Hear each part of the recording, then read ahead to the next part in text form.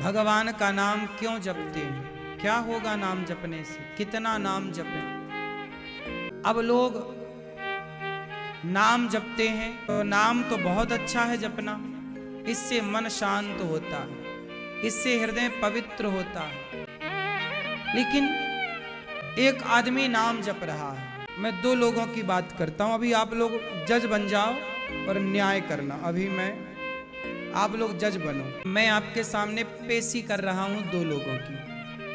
एक वो है जो दिन भर नाम जप रहा है, श्रीमन्नारायण श्री, नाम जपने के सिवा कोई काम नहीं, नाम जपने के सिवा कोई काम नहीं, नाम जप रहा है श्रीमन्नारायण श्रीमन्नारायण श्रीमन दिन भर। लेकिन एक दूसरा है, वो नाम भी जप रहा है पर कम, परंतु वह पैसे कमा रहा है, पैसे कमाकर किसी भूखे की भूख मिटाने में खर्च कर रहा है, किसी की दवाई में खर्च कर रहा है, किसी बेसहारा को हारा देने में पैसे कमा कमा के खर्च कर रहा है।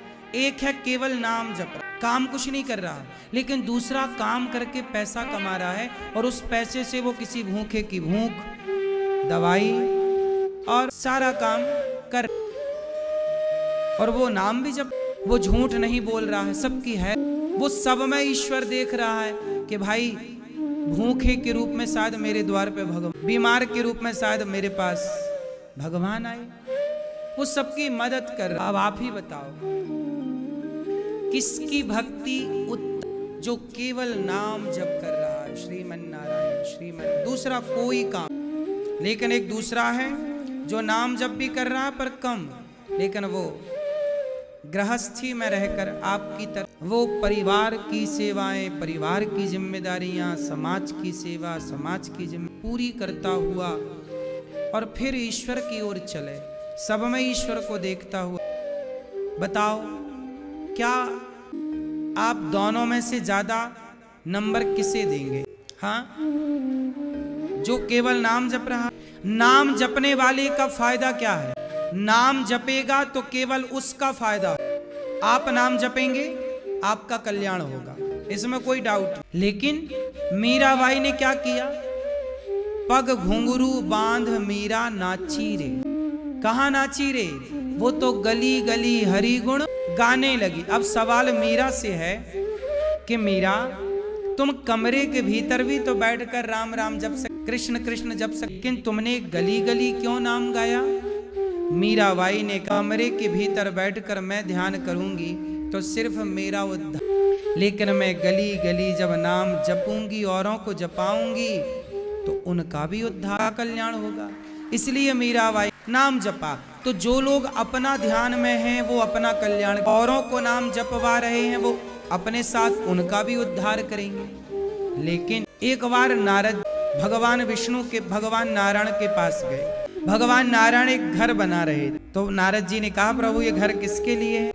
तो कहा कि ये घर एक भक्त। नारद जी को लगा सबसे बड़ा भक्त, मेरे से बड़ा भक्त कौन हो सकता है? अच्छा प्रभु ये मेरे लिए?